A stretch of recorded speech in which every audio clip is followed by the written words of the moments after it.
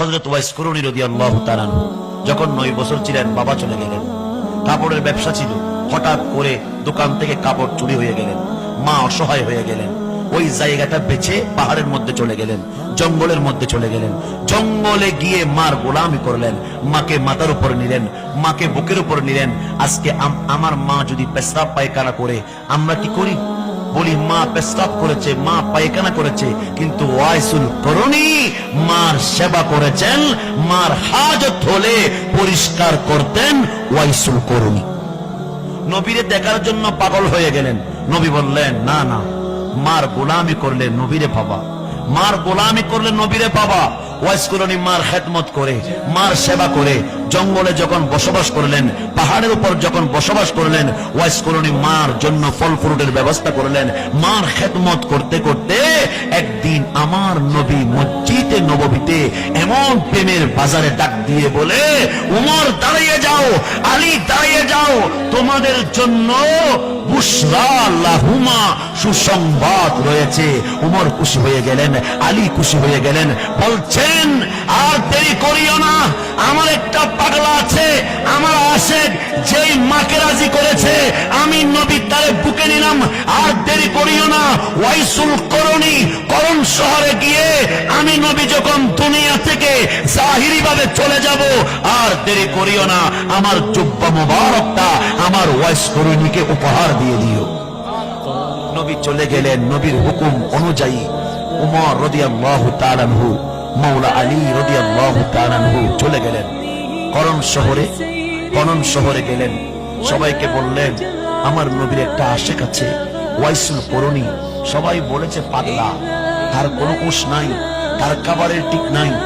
উমর বলে, তোর চাইতে পাগলা পৃথিবীতে নাই। ওই ওয়াইসুল করনী হলো আমার মুস্তাফার পাগল। তোমরা দুনিয়ার পাগল, আর আমার ওয়াইসুল করনী হলো সোনার মদিনার পাগল। বললেন, মাফ করবেন, উনি পাহাড়ের উপর আছে, ছোট একটা ঘর, মার গোলামি করে। উমর চলে গেলেন, আলী চলে গেলেন, দেখলেন মার গোলামি করছে, মার খেদমত করছে। নামাজ অবস্থায় ছিলেন, উমর দাঁড়িয়ে আছে, আলী দাঁড়িয়ে আছে। নামাজ শেষ করে বের হলেন, দেখলেন দুইজন মেহমান ডাক দিয়ে বলে, আপনাদেরকে আমার সোনার মদিনা পাঠাইয়েছে। আল্লাহর ওলির শান বুঝেন। মার গোলামি করতে করতে এমন ভাবে নবীকে রাজি করেছে, মালিককে রাজি করেছে। এতটুকু শেষ নয়, নবী এমন ভাবে খুশি হয়েছে, জুব্বা মুবারক পাঠাইলেন। আলী দাঁড়িয়ে আছে, উমর দাঁড়িয়ে আছে, আলী দাঁড়িয়ে আছে। নামাজ শেষ হওয়ার পরে ডাক দিয়ে বলে, আপনাদের চেহারা থেকে আমার নবীর খুশবু আমি গোলাম ওয়াইস করনী পাচ্ছি। বললেন, আপনার জন্য সোনার মদিনা জুব্বা মুবারক পাঠিয়েছে। এটা জুব্বা মুবারকটা নিয়ে মাথার উপর, বুকের উপর, বুটের উপর লাগালেন। বললেন, নবী কিছু বলেছে? নবী আর কিভাবে বলবে? আপনি আপনার কাছে আসতে দেরি, আপনি তো আমাদেরকে চিনে ফেললেন, এখানে আর কোনো কথা নাই।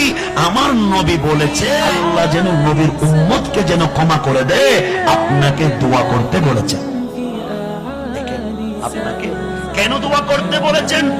কারণ আপনি মুস্তাজাবুদ দাওয়া, আপনি এমন মালিককে এভাবে রাজি করেছেন, আপনি হাত তুলতে দেরি, আমার মালিক কবুল করতে দেরি হবে না। কারণ আপনাকে আল্লাহ এমন নিয়ামত দিয়েছেন। তখন ওয়াইসুল করনী মার চেহারা দেখে দেখে, হায় হায় হায়, মার চেহারা দেখে দেখে দুই হাত তুলে দিলেন, মওলা আমি তো মার পাগলা গরিব মানুষ, নাই কোনো টাকা, কিন্তু আমার ঈমান বলছে আমার মা আমার খেদমতে রাজি হয়েছে। আমার মার উসিলাই, আমি গোলামের উসিলাই সোনার মদিনার উম্মতকে আপনি ক্ষমা করে দেন। আমাদের জন্য দোয়া করেছেন ওয়াইসুল করনী। ওয়াইসুল, আল্লাহ বোঝার তৌফিক দান করুন।